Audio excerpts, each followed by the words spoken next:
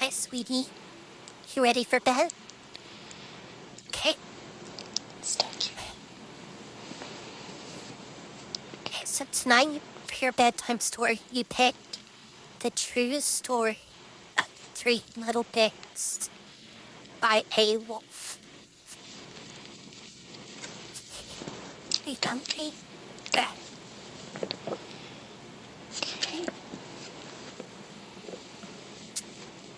Everybody knows the story of the 3 Little Pigs.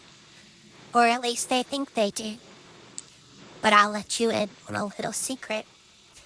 Nobody knows the real story, because nobody has ever heard my side of the story.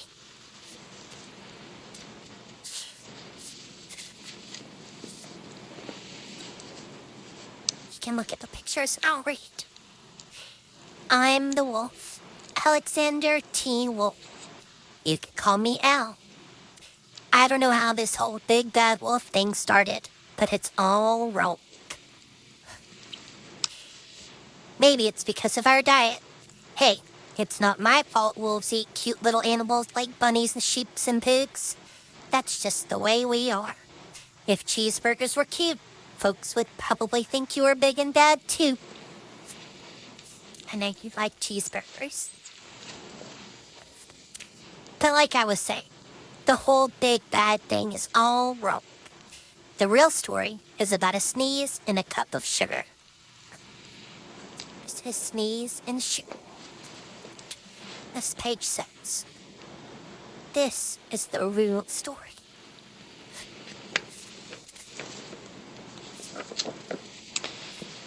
See that? Way back in Once Upon a Time, I was making a birthday cake for my dear old Grady. I had a terrible sneezing cold.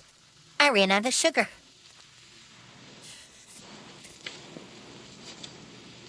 So I walked down the street to ask my neighbor for a cup of sugar. Now this neighbor was a pig, and he wasn't too bright either. He had built his whole house out of straw. Can you believe it? I mean, who in his right mind would build a house out of straw? See the house over here? So of course, the minute I knocked on the door, it fell right in. I didn't want to just walk into someone else's house, so I called out, little pig, are you in?" No answer. I was just about to go home without the cup of sugar for my dear old granny's birthday cake. That's when my nose started to itch. I felt a sneeze coming on. Well, I huffed, and I snuffed, and I sneezed a great giant sneeze.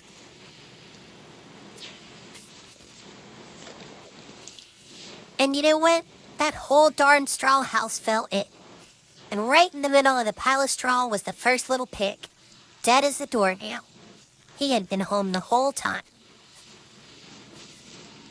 It seemed like a shame to leave a perfectly good ham dinner lying there in the straw, so I ate it up. Think of it as such a big cheeseburger just lying there. I was feeling a little better, but I still didn't have my cup of sugar, so I went to the next neighbor's house. This neighbor was the first little pig's brother. He was a little smarter, but not much. He had built his house out of sticks. I rang the bell in the stick house. Nobody answered. I called, Mr. Pig, are you in?" He yelled back, "Go away, wolf. You can't come in. I'm shaving the hairs on my chinny chin chin."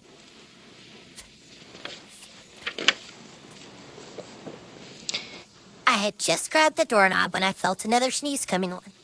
I huffed and I sneezed and I tried to cover my mouth, but I sneezed a great sneeze. Now you're not going to believe it, but this guy's house fell down too, just like his brother's. When the dust cleared, there was the second little pig, dead as a doornail. Wolf's honor.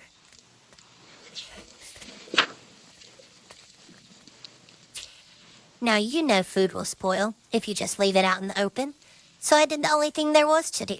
I had dinner again. Think of it as a second helping. I was getting awfully full, but my cold was feeling a little better, and I still didn't have that cup of sugar for my dear old granny's birthday cake. So I went to the next house. This guy was the first and second little pig's brother. He must have been the brains of the family. He had built his house bricks. I knocked on the brick house. No answer. I called, Mr. Pig, Mr. Pig, are you in? And do you know what the rude little porker answered?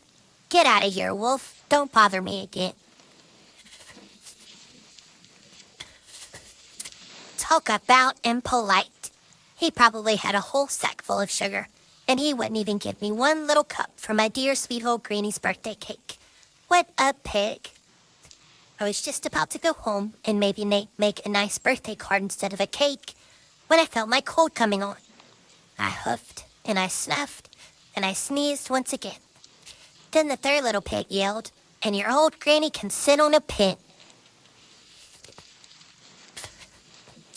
Now, I'm usually a pretty calm fellow, but when somebody talks about my granny like that, I go a little crazy. When the cops drove up, of course, I was trying to break down this pig's door. And the whole time I was huffing and puffing and sneezing and making a real scene. The rest, as they say, is history.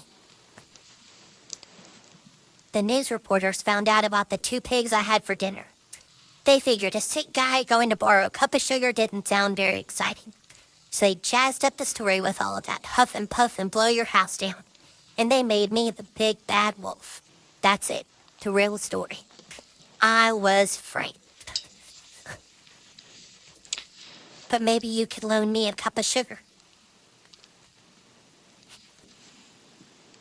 The end. Okay, sweetie, it's time to go to bed. Don't hear head down.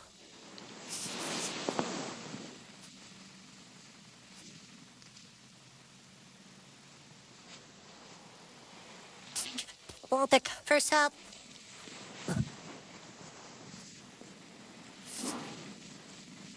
You feel better? Good. I'll lay with you for a little while. I'll hum you to sleep. Okay?